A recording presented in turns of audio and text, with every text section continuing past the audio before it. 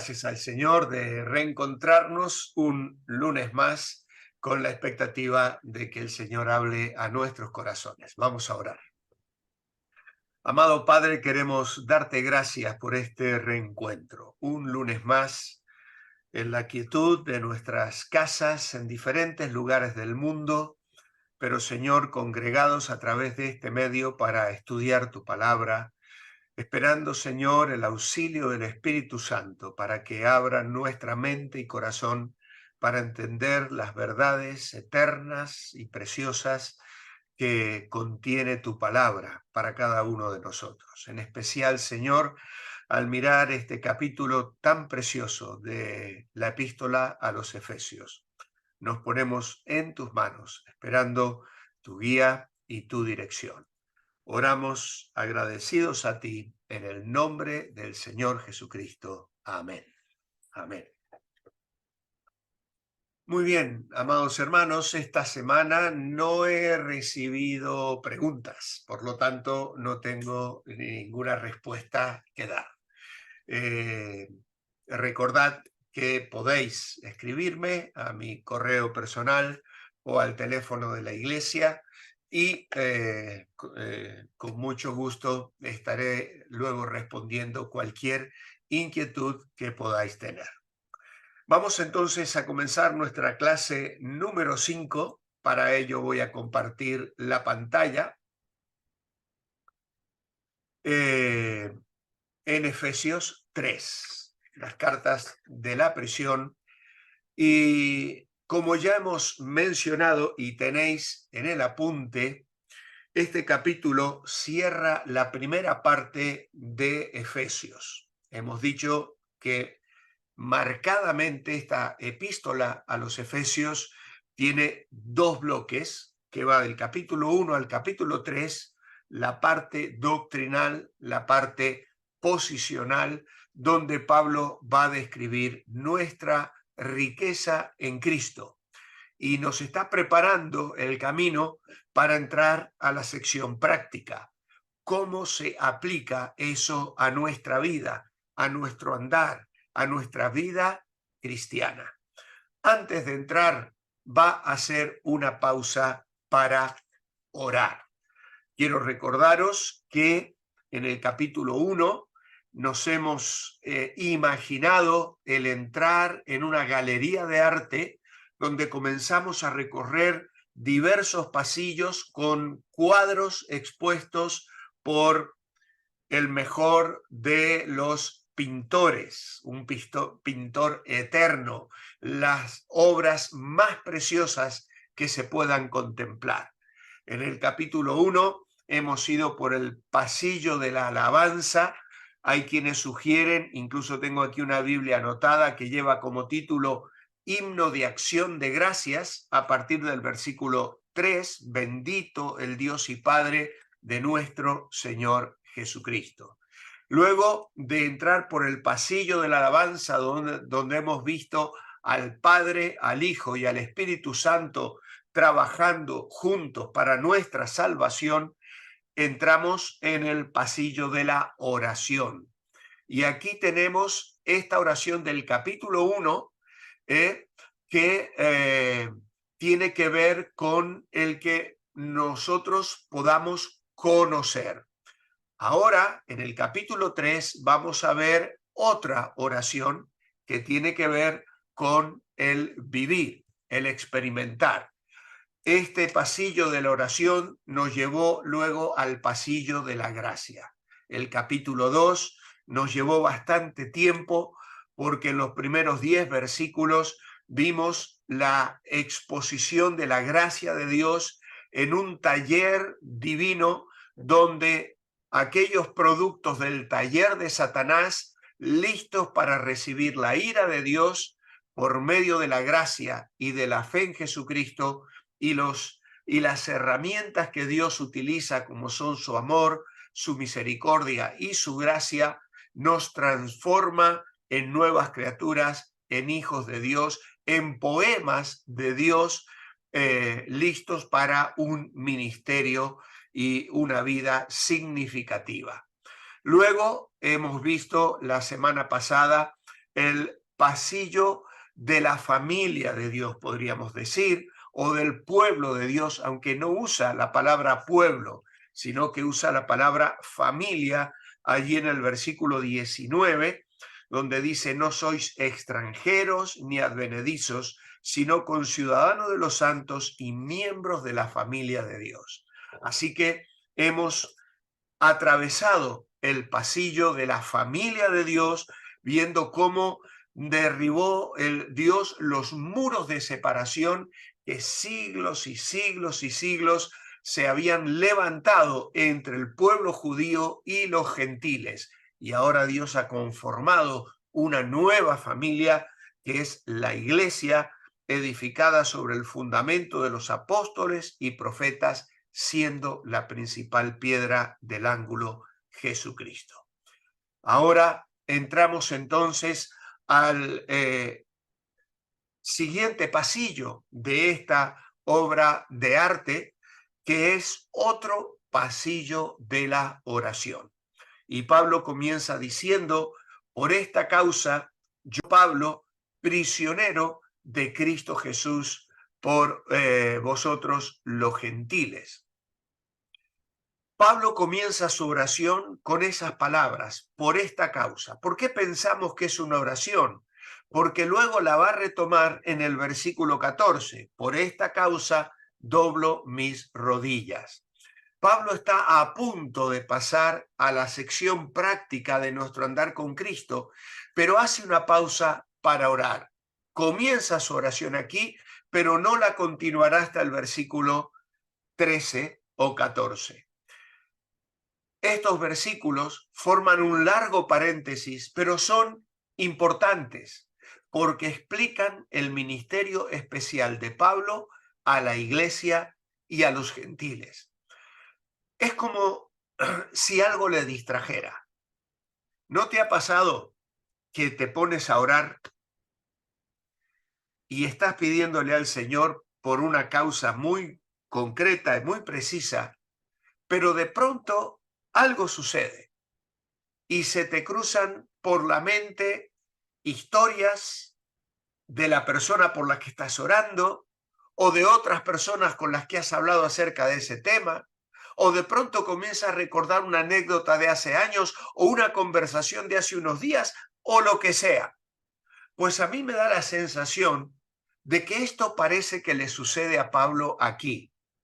Comienza a orar por ellos, pero luego se pone a explicar acerca de su situación como prisionero de Jesús, no de los romanos, no de César. Dice prisionero de Cristo Jesús por vosotros los gentiles. Y esto nos recuerda que estamos estudiando la primera de las cartas de la prisión, epístolas de la prisión, cartas que salen de la pluma de un hombre preso por el odio de los judíos, como luego vamos a ver, preso por la política de los dirigentes de aquellos días, tanto judíos como romanos, pero él no se consideraba víctima de esos entresijos, sino bajo la soberanía de Jesús, bajo la soberanía de Dios.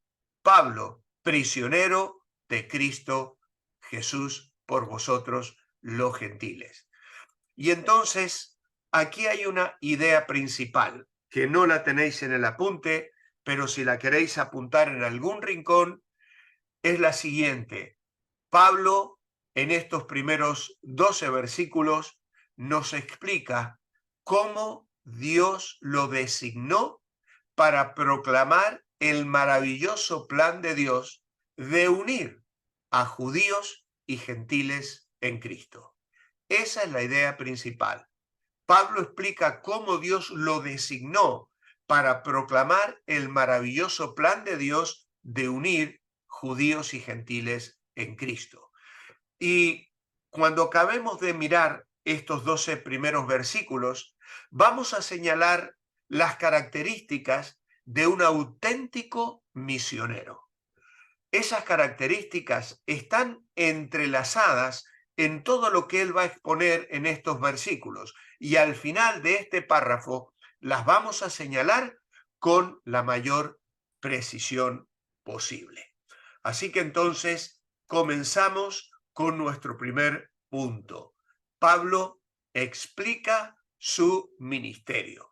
Y creo que aunque he colocado aquí del 1 al 12, en realidad debería poner del 1 al 13. Así que si lo queréis corregir, no estaría mal que lo hicierais.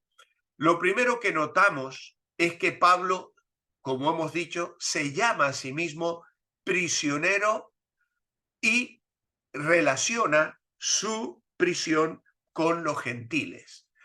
Y a esto nos debería llevar a Hechos 22, por ejemplo, donde él presenta su defensa ante los que le estaban juzgando para buscar la explicación de por qué él está arrestado.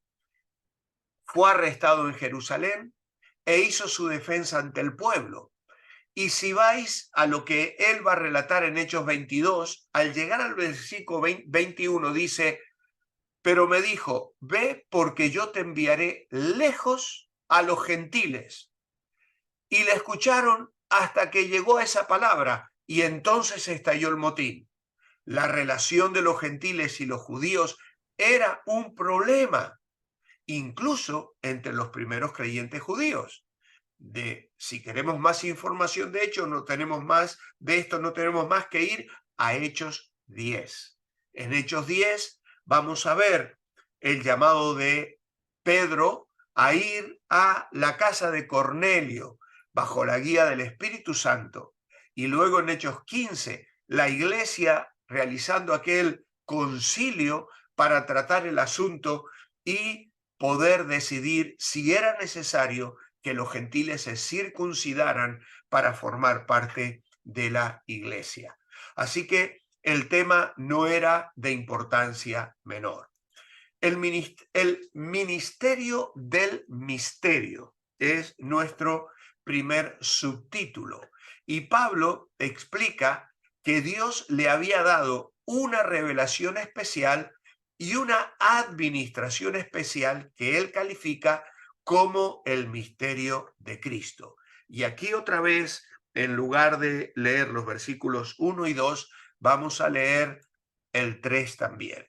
Dice: por esta causa, yo Pablo, prisionero de Cristo Jesús por vosotros los gentiles, si es que habéis oído de la administración de la gracia de Dios que me fue dada para con vosotros, que por revelación me fue declarado el misterio, como antes lo he escrito brevemente.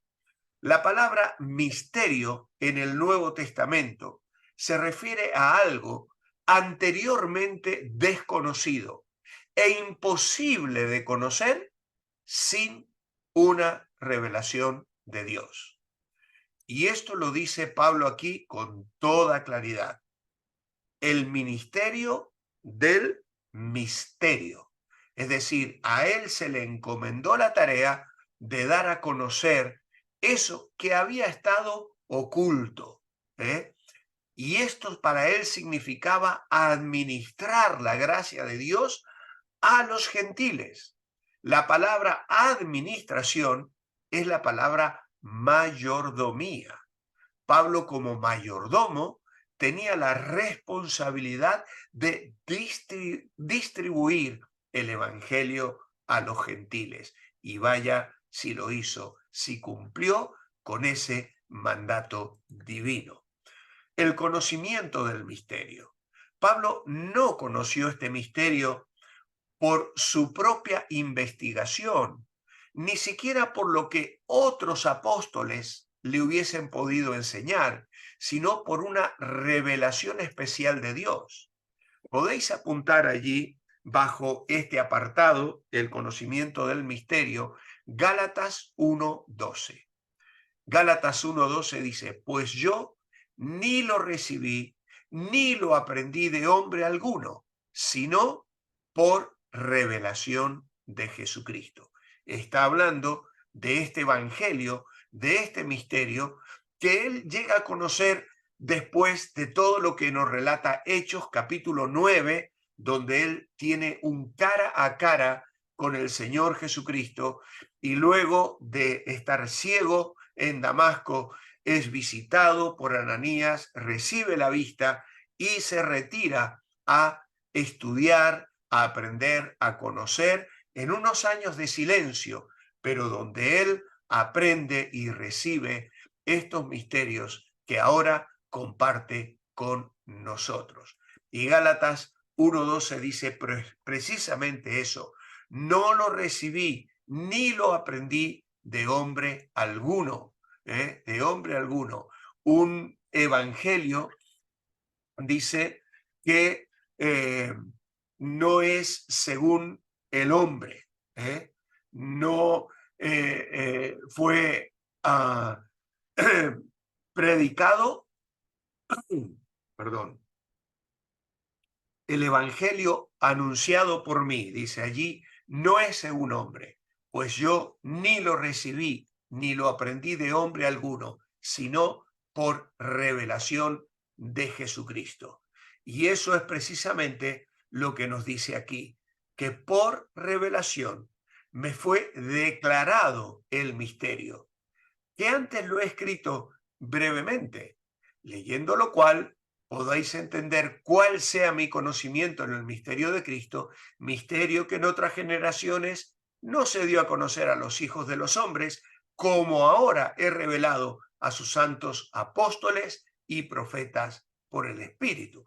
Así que aquí tenemos también una declaración de que este misterio no era él el único administrador.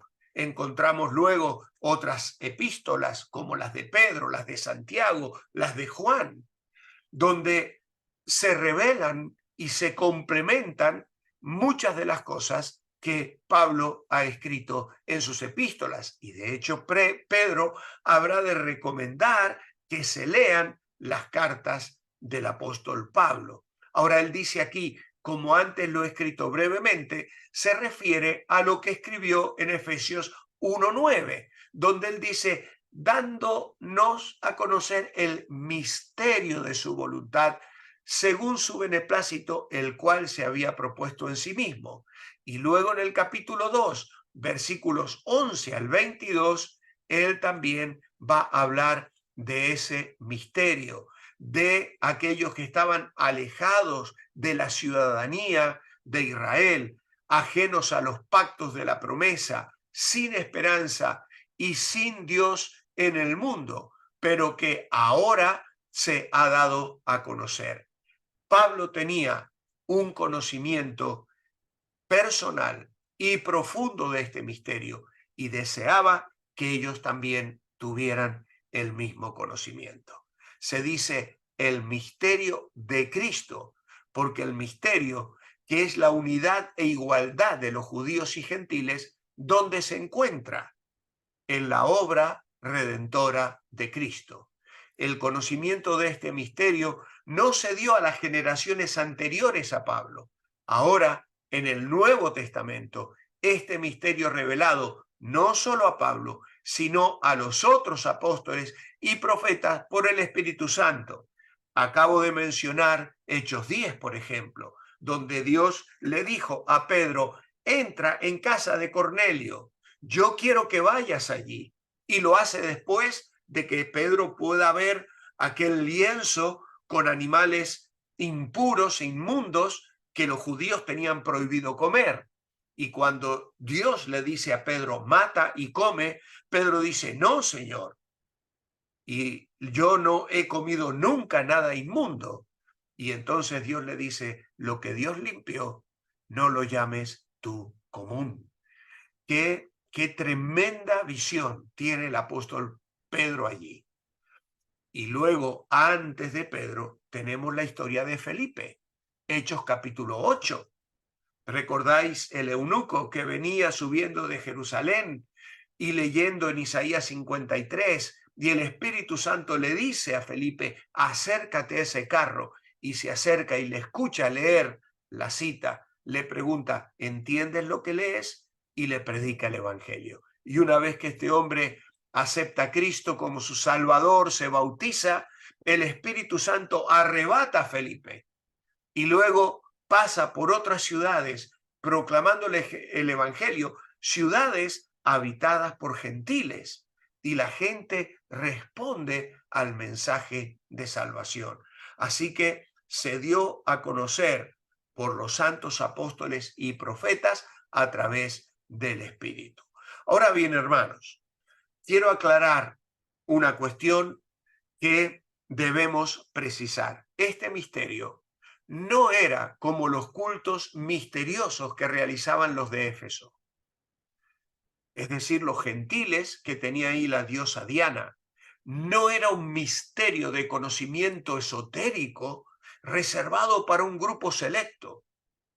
Este misterio, este mensaje sobre Cristo es para todas las naciones.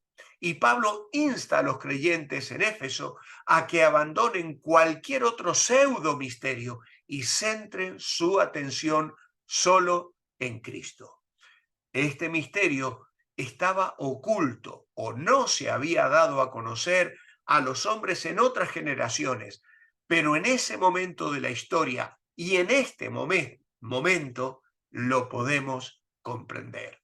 Aunque el plan de Dios estaba presente en el Antiguo Testamento, algunas partes no estaban claras o estaban ocultas en cierto sentido. Recordad cuando el Señor le dijo a los judíos: escudriñad las escrituras, ellas son las que dan testimonio de mí.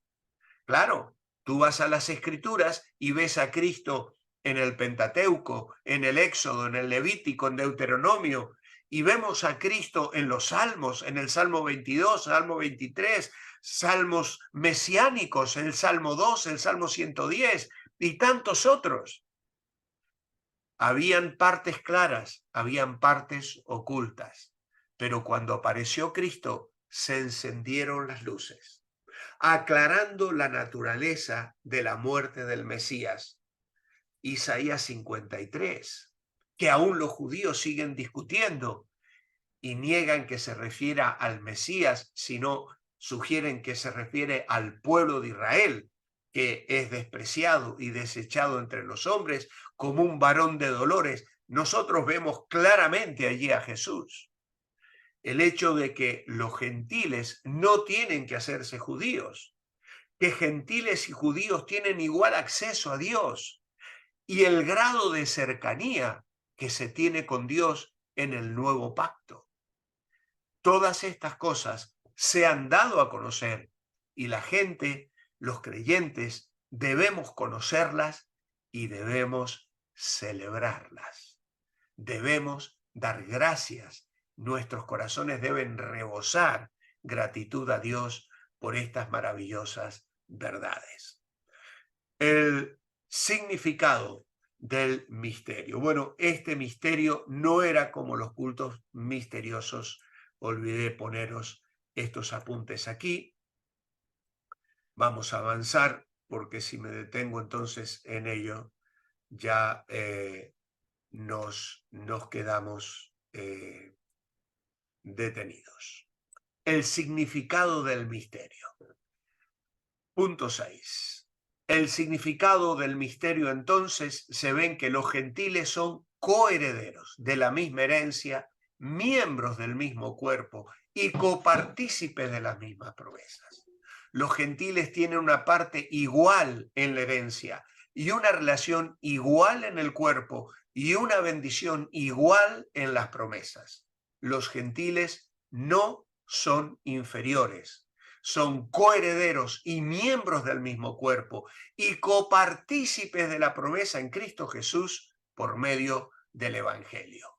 Así que es importante recordar que el misterio no es que los gentiles son salvos, sino cómo Dios incluyó a los gentiles creando un nuevo hombre y incluyó a los gentiles en un mismo cuerpo espiritual con los judíos, que eran del pueblo de Dios, pero que necesitaban también conocer y aceptar a Cristo como su Salvador. El ministro del misterio, 7 a 9. El ministro del misterio es el apóstol Pablo aquí. y comparte con nosotros su testimonio de su participación en la predicación del misterio. Vemos en el verso 7 su preparación. Vemos que Dios le preparó para su ministerio dándole un don. No fue por su habilidad académica ni su inteligencia, sino el don de Dios operando en él. Por eso él dice, del cual yo fui hecho ministro por el don de la gracia de Dios que me ha sido dado según la operación de su poder. A mí que soy menos que el más pequeño de todos los santos, me fue dada esta gracia de anunciar entre los gentiles el evangelio de las inescrutables riquezas de Cristo y de aclarar a todos cuál sea la dispensación del misterio escondido desde los siglos en Dios que creó todas las cosas. Así que aquí vemos que Dios le preparó para su ministerio dándole gracia. Su preparación, podéis apuntar allí un subtítulo que no he colocado. Dios le preparó para su ministerio dándole gracia, el don de la gracia de Dios que me ha sido dado. Pablo reconoció que él no merecía su ministerio. Él reconoció que no merecía su posición de apóstol. Escribiendo a Timoteo en su primera carta le dice, doy gracias al que me fortaleció, a Cristo Jesús nuestro Señor, porque me tuvo por fiel, poniéndome en el ministerio. Habiendo yo sido antes blasfemo, perseguidor, injuriador, mas fui recibido a misericordia, porque lo hice por ignorancia e incredulidad. Pero la gracia de nuestro Señor fue más abundante con la fe y el amor que es en Cristo Jesús. Así que Dios le preparó para el ministerio dándole gracia. Y ahí el verso 14, la gracia de Dios de nuestro Señor fue más abundante con la fe y el amor. Hay otra versión que dice, pero la gracia de Dios se derramó sobre mí con abundancia, juntamente con la fe y el amor que es en Cristo Jesús. Me encanta esa versión, la nueva versión internacional lo explica así. La gracia de Dios se derramó sobre mí con abundancia. Dios le prepara para el ministerio dándole gracia. Hermano, no te atemorices servir al Señor. Hay un ministerio que tienes que cumplir. Dios va a derramar su gracia para que lo puedas cumplir. Luego también vemos cómo Dios le preparó para su ministerio dándole poder. Pablo reconoció que el poder manifestado en su ministerio era el poder de Dios operando en él. Y así lo escribió a los Corintios en 1 Corintios 2, 1 al 4. Dice así que, hermanos, cuando fui a vosotros para anunciaros el testimonio de Dios, no fui con excelencia de palabras o de sabiduría. Me propuse no saber entre vosotros cosa alguna, sino a Jesucristo y a este crucificado. Y estuve entre vosotros con debilidad y mucho temor y temblor. Y ni mi palabra ni mi predicación fue con palabras persuasivas de humana sabiduría, sino con demostración del Espíritu y de poder. Ayer el pastor Manolo concluía su mensaje diciendo, demos gracias a Dios porque somos débiles, pero fuertes en Cristo. Su poder, dijo Pablo, se perfecciona en nuestra debilidad. Y Pablo atribuye toda la honra y gloria por el éxito de su ministerio a Dios. No hay lugar para la exaltación de sí, es todo de Dios. Y esta cita aquí nos habla también de su humildad.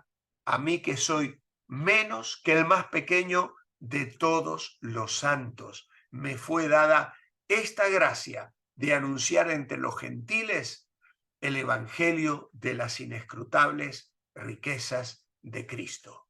Aquí vemos la humildad de Pablo, en que él se consideraba a sí mismo menos que el más pequeño. Y él utiliza mal la gramática para dar énfasis a que él no es nada en comparación al mensaje que él predica. Menciona aquí todos los santos. En otros pasajes mencionó a los otros apóstoles, pero aquí menciona a todos los santos. En 1 Corintios 15:9 dice, soy el más pequeño de los apóstoles, pero aquí dice el más pequeño de todos los santos. Cuanto más nos acercamos a Dios y entendemos su misericordia y su gracia, más pequeños nos sentimos. Más pequeños nos sentimos. Y luego encontramos su mensaje, versículos 8 y 9. Su mensaje que fue dirigido a los gentiles, aunque a menudo predicó a los judíos, principalmente era un apóstol a los gentiles. A mí, que soy menos que el más pequeño, dice, me fue dada la gracia de anunciar entre los gentiles el evangelio de las inescrutables riquezas de Cristo. En eso consistía su mensaje. Esto significa riquezas que no pueden ser medidas, las riquezas de la misericordia y gracia de Dios, demostrada al pecador en el Evangelio, no se pueden medir. Su mensaje difunde el deseo de Dios el Creador, que Él ha guardado por todos estos siglos desde la creación para ser revelado en esta dispensación, en este tiempo, en esta época. Dios lo escondió y no fue entendido hasta que Él lo reveló en la persona de su Hijo, el Señor Jesucristo. Las riquezas de Cristo jamás las vamos a acabar de conocer. El plan del misterio, para que la multiforme sabiduría de Dios sea ahora dada a conocer por medio de la Iglesia a los principados y potestades en los lugares celestiales, conforme al propósito eterno que hizo en Cristo Jesús, Señor nuestro, en quien tenemos seguridad y acceso con confianza por medio de la fe en Él. El plan del misterio es demostrar a los ángeles la multiforme sabiduría de Dios. La Iglesia es una lección objetiva a los ángeles. Ellos, los ángeles, tienen mucho interés en la salvación y miran atentamente a la Iglesia para aprender. Y esto lo dice también Pedro.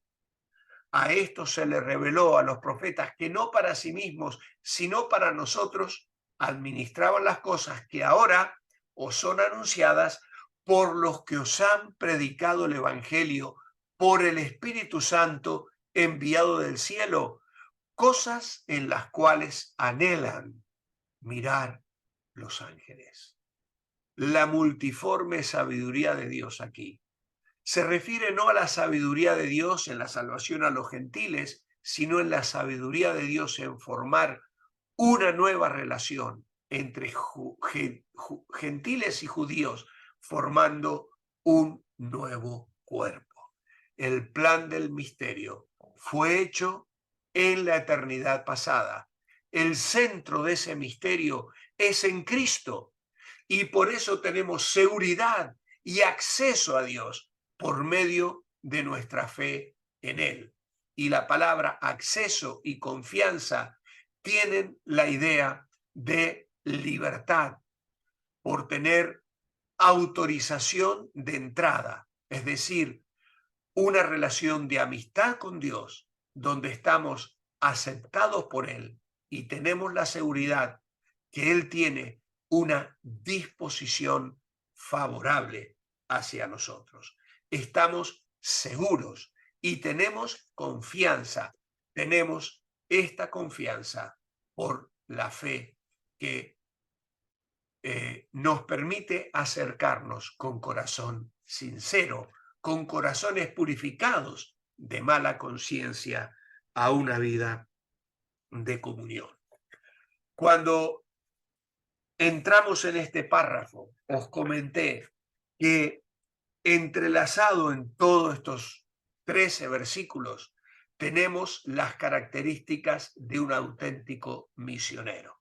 Y las vamos a pasar muy rápido porque es un añadido a la lección original, pero me pareció interesante proponerlo hoy. Primeramente, un auténtico misionero hace la voluntad de Dios. Efesios 3:1 y el versículo 13 dice, prisionero de Cristo Jesús por vosotros los gentiles. Él estaba en la voluntad de Dios. Y aquí en el verso 13 les va a decir, por lo cual pido que no desmayéis a causa de mis tribulaciones por vosotros, las cuales son vuestra gloria. Aquí tenemos un hombre que sabe dónde está parado. Él está en la voluntad de Dios. Aunque esté en una prisión, aunque las cosas aparentemente no estaban yendo bien, porque estaba preso, pero él estaba en la voluntad de Dios. Y un auténtico misionero hace la voluntad de Dios. Un auténtico misionero entiende el evangelio de Dios. Hermanos, vivimos una época donde hay personas predicando evangelios falsos. El evangelio de la prosperidad, evangelios que ofrecen sanidad a troche y moche, que prometen lo que el evangelio no promete. Un auténtico misionero entiende el evangelio de Dios, ese que le fue revelado a Pablo, ese evangelio de gracia, de misericordia y de perdón, ese evangelio que invita a confiar en Cristo. Un auténtico misionero vive sumergido en la gracia de Dios, como hemos visto a Pablo hablando de ese don de gracia que le capacita para llevar adelante el mensaje. Un auténtico misionero vive sumergido en la gracia de Dios. Un auténtico misionero proclama las riquezas inescrutables de Cristo. No hay otra cosa que predicar. No tenemos que predicar otra cosa que no sea a Cristo. Hay tantas riquezas, tanto contenido en la persona de Cristo para proclamar, que por qué vamos a estar proclamando cualquier otra cosa, cualquier otra baratija, cualquier otra promesa. Cristo es suficiente. Es a Él a quien tenemos que proclamar. Un auténtico misionero es consciente del propósito de Dios para con la iglesia. Y eso es lo que vemos en estos versículos aquí. La iglesia manifiesta la sabiduría de Dios y los principados y potestades en lugares celestiales en Cristo observan nuestras vidas. Es tremendo. Aprenden de Dios al ver cómo Dios nos ha salvado a nosotros. Finalmente, un auténtico misionero cumple su ministerio en completa dependencia y continua comunión con Dios. Y esto es lo que vemos aquí en este hombre, sirviendo al Señor, en comunión con Dios, dice el verso 12, en quien tenemos seguridad y acceso con confianza por medio de la fe en Él. Hermano, hermana, ¿quieres servir al Señor? Necesitas depender del Señor para hacerlo. ¿Quieres servir al Señor? Debes vivir en una continua comunión con Dios. Y entonces tu ministerio será efectivo, será poderoso, llevará fruto para gloria del Señor y para gozo en tu experiencia personal. Entramos a la oración entonces del apóstol Pablo aquí, versículo 14 al 21. Tenemos entonces que recordar las dos oraciones, la del capítulo 1, versículo 15, y esta que se complementa. La primera, una oración por conocimiento. Esta, una oración por capacitación. Si la primera era para que sepamos, esta es para que hagamos. Si la primera era para que conozcamos, esta es para que vivamos. Pablo quiere que los efesios aprendan todo lo que tienen en Cristo y después que vivan lo aprendido. Pablo ora por la familia de Dios en el cielo y en la tierra, porque allí es donde está su familia. No hay aquí ninguna familia debajo de la tierra. Dice Pablo, por esta causa doblo mis rodillas ante el Padre de nuestro Señor Jesucristo, de quien toma nombre toda familia, toda parentela en los cielos y en la tierra. Y aquí no dice debajo de la tierra, como luego en Filipenses dirá que toda rodilla se doblará de los que están en los cielos, en la tierra y debajo de la tierra. Porque no existe en realidad un debajo de la tierra o porque no hay un purgatorio donde se prepara la gente para ir al cielo. Ora para que la persona interior pueda conocer la fortaleza espiritual. Con cuánto descuido algunas personas tratan el ser interior. El Espíritu Santo nos da poder desde el interior a través de la palabra de Dios y a través de la oración. Y es precisamente lo que vemos aquí. Hace unos años escuché a un predicador decir que la iglesia avanza cuando va dando pasos en dos piernas bien fortalecidas. Y él decía, la palabra y la oración, la palabra y la oración, la palabra y la oración. Y esto es lo que vemos en Efesios, hermanos. Esto es lo que vemos aquí. La palabra y la oración. En el primer capítulo había oración, luego hubo palabra y ahora otra vez vuelve a haber oración.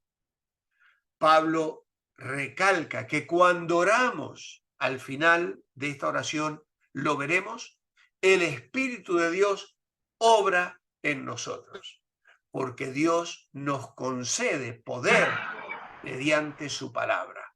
Los santos de aquel día se entregaron a la oración y a la palabra de Dios, y Dios obró con poder en ellos y mediante ellos. Así que entramos entonces a esta oración. ¿Cuál era su preocupación? Por lo cual pido que no desmayéis, a causa de mis tribulaciones por vosotros, las cuales son vuestra gloria. Por esta causa doblo mis rodillas ante el Padre de nuestro Señor Jesucristo. Pablo bien reconocía que había valor en el sufrimiento y que su sufrimiento por ellos estaba dentro de la voluntad de Dios. Pablo se preocupa en que ellos se dieran cuenta de esto y que su sufrimiento resultaron en gloria. La frase por esta causa se refiere a la misma enseñanza del versículo 1 y a la del capítulo 2, donde se ha formado un nuevo hombre y los gentiles que forman parte del mismo cuerpo con una entrada a Dios. Y aquí la enseñanza es igual con más detalles y la participación del propio Pablo incluido. Luego tenemos su posición. Versículo 14, la segunda parte, vemos que él va a decir allí, doblo mis rodillas ante el Padre de nuestro Señor Jesucristo, de quien toma nombre toda familia en los cielos y en la tierra. Vemos su posición de humildad. Pablo dice, doblo mis rodillas. Cada creyente tiene una entrada al trono de Dios para hacer conocer nuestras peticiones en plena certidumbre de fe, como dice Hebreos 10:22, pero no con un corazón envanecido, sino humilde. Es en la primera oración, como hemos dicho, Pablo pedía por entendimiento y lo pedía del Dios de nuestro Señor Jesucristo, el Padre de gloria. Daba énfasis en su gloria, su grandeza y majestuosidad. En esta segunda oración, Pablo utiliza la frase ante el Padre. Él pide principalmente para que los creyentes conozcan en su experiencia el amor de Cristo. Él pide al Padre de nuestro Señor Jesucristo que en su relación como Padre muestra su amor. El gentil y el judío parte de una sola familia, la familia de Dios. Cada creyente en los cielos y en la tierra puede llamar al Padre del Señor Jesucristo su Padre. Y entonces vemos su petición. Su petición para los efesios era principalmente que ellos experimentaran en sus vidas personales el amor de Cristo. Y tenemos la preparación del Espíritu. Es la obra del Espíritu Santo en la vida de uno de preparar el corazón. Hay tres cosas acerca de esta obra. Para que os dé conforme a las riquezas de su gloria, el ser fortalecidos con poder en el hombre interior por su espíritu. Y vamos a desgranar esto de la siguiente manera. El recurso de esta obra es conforme a las riquezas de su gloria.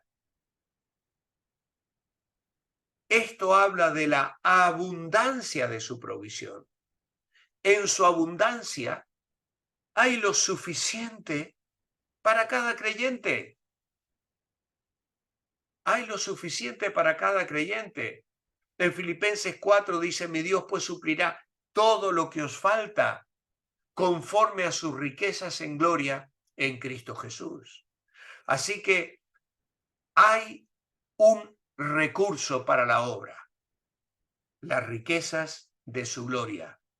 El método de esa obra es un fortalecimiento espiritual, el ser fortalecidos. Y esto es solo posible por la obra del Espíritu. El Espíritu Santo en la vida del creyente.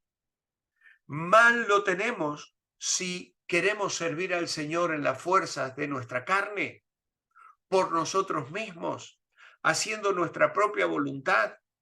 Allí vienen los agobios, allí vienen el cansancio, el agotamiento, la frustración, la ineficacia y la esterilidad.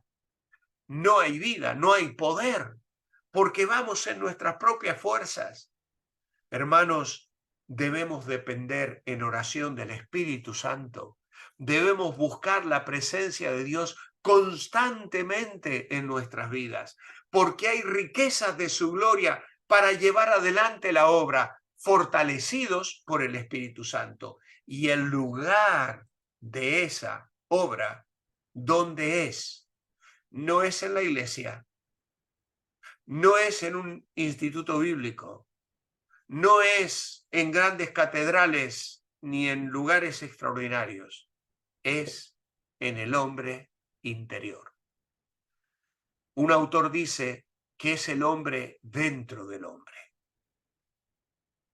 Aquí se refiere al poder espiritual de Dios, penetrando en lo más profundo del ser del creyente.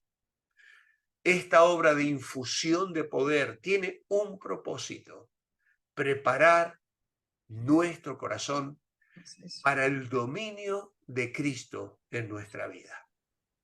Y qué maravilloso es, hermanos, cuando lo experimentamos en el día a día, cuando salimos a la obra, al ministerio, al trabajo, a la tarea, en dependencia del Señor, experimentando las riquezas de su gracia, la obra de su Espíritu y su poder sosteniéndonos en nuestro corazón para bendecir a aquellos que reciben nuestra labor. El versículo 17, para que habite Cristo por la fe en vuestros corazones. La residencia de Cristo es en el corazón del creyente. Y esto no se refiere al hecho de recibir a Cristo, sino que se refiere a Cristo reinando en nuestra vida. Su reino. La palabra habitar en el versículo 17 quiere decir establecer residencia o hacer un hogar en.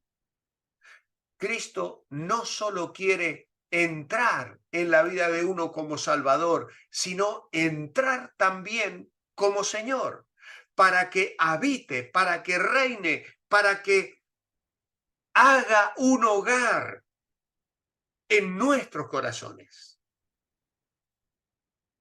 a fin de que arraigados y cimentados en amor. Este habitar se refiere al hecho de que Cristo debe sentirse cómodo en el hogar de nuestro corazón. El deseo de cada creyente debe ser de dar a Cristo el primer lugar en nuestra vida para que Él se sienta en casa. No como un huésped, no como una visita, no como uno que viene y se va y no quiere romper nada, no quiere manchar nada. Yo cuando me muevo por casa, me muevo con tranquilidad y si se me cae algo y tal, bueno, lo recojo. Si se me cae algo en una casa donde soy una visita, uy, me siento incómodo, ¿no? Bueno, Cristo quiere sentirse así en tu vida, en tu corazón. Quiere moverse en tu vida con esa libertad.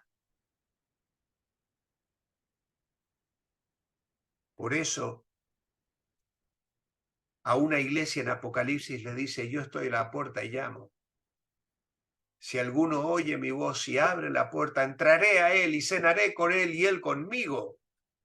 Había una iglesia que se creía dueña de la verdad y muy rica, y resulta que lo tenían a Cristo golpeando a la puerta, porque podemos tener mucho conocimiento bíblico, pero no ser habitados, es decir, llenados del Espíritu Santo, de la presencia de Cristo, obrando en nuestro ser interior. El Señor Jesucristo en Juan 14:21 dice, el que tiene mis mandamientos y los guarda, ese es el que me ama. Y el que me ama será amado por mi Padre, y yo le amaré y me manifestaré a él. Y agrega en el verso 23, el que me ama, mi palabra guardará, y mi Padre le amará, y vendremos a él y haremos morada con él. ¡Qué maravilla, hermanos! ¡Qué precioso es lo que Pablo está pidiendo al Padre en oración para que sea una realidad! Porque, ojo, puede no serla en nuestra vida.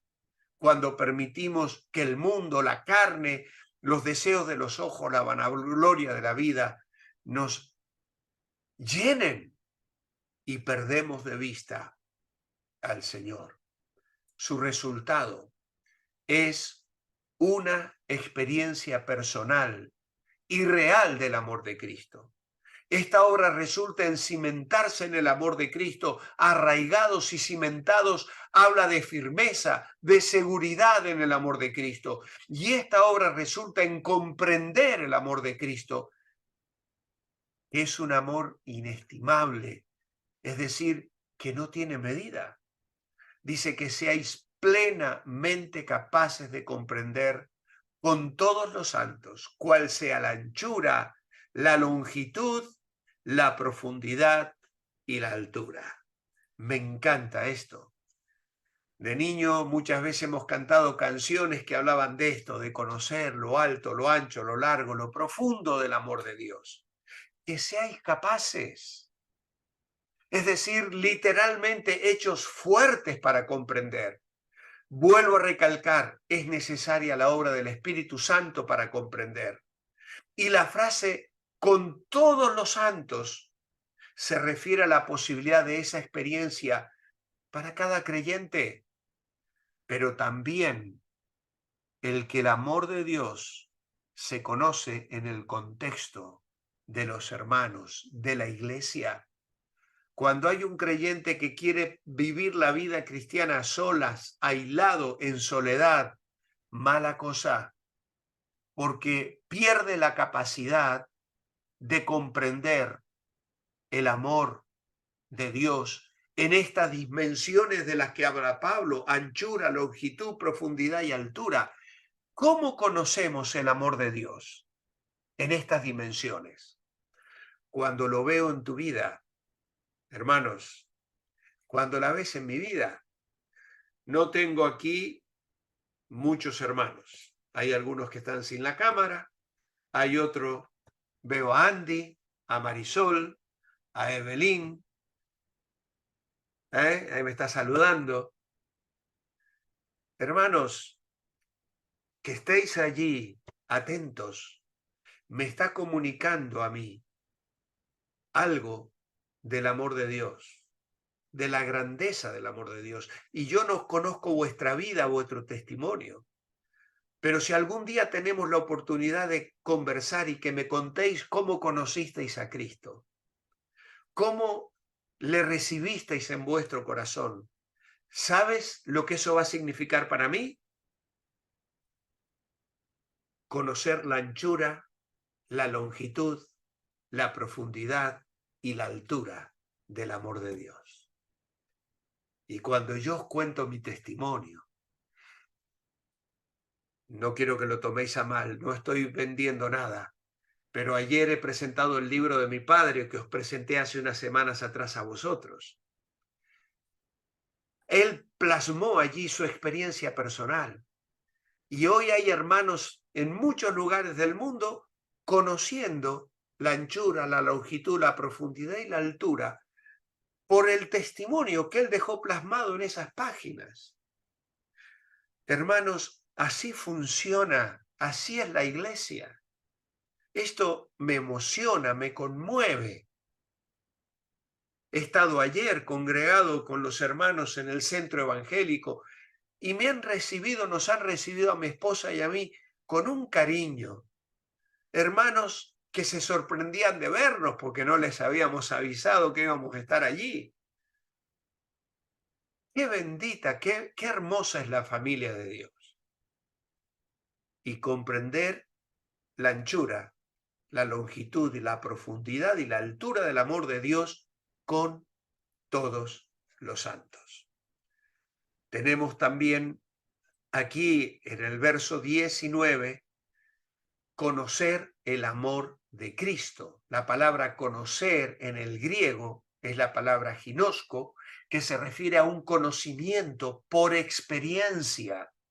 El conocimiento total de este amor es imposible porque excede a todo conocimiento, pero viene como resultado de experimentarlo.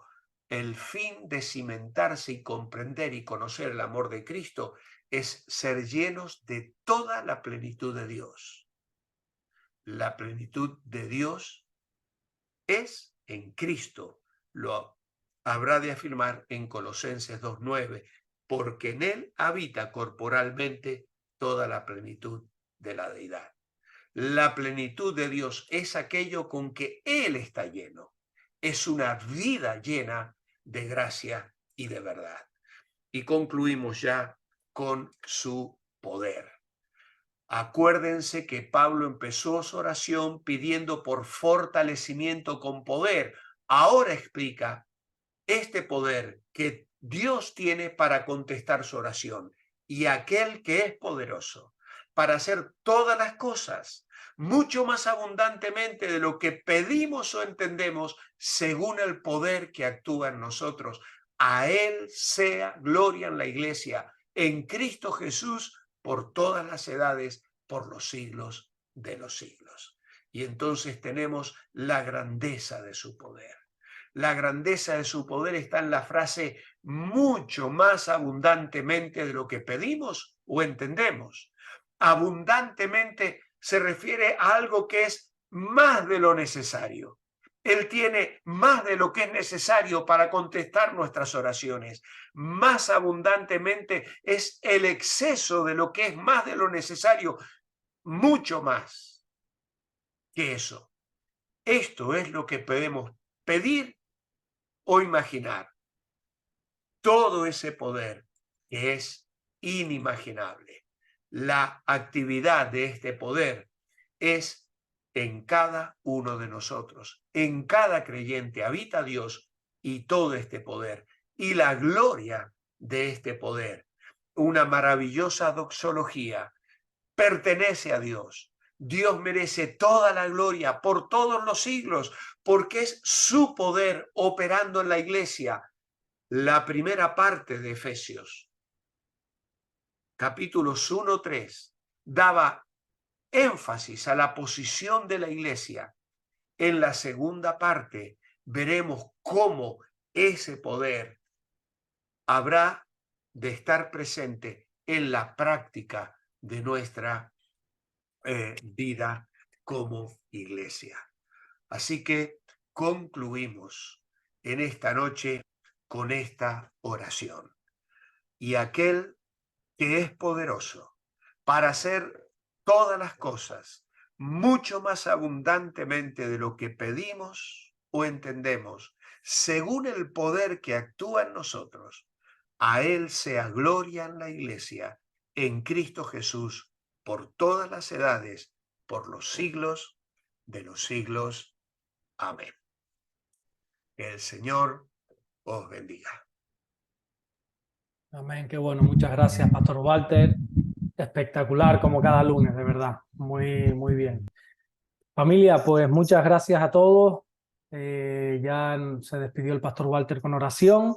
Así que bendiciones a todos y Dios mediante nos vemos los rostros de nuevo el próximo lunes. Bendiciones. Dios le bendiga. Gracias.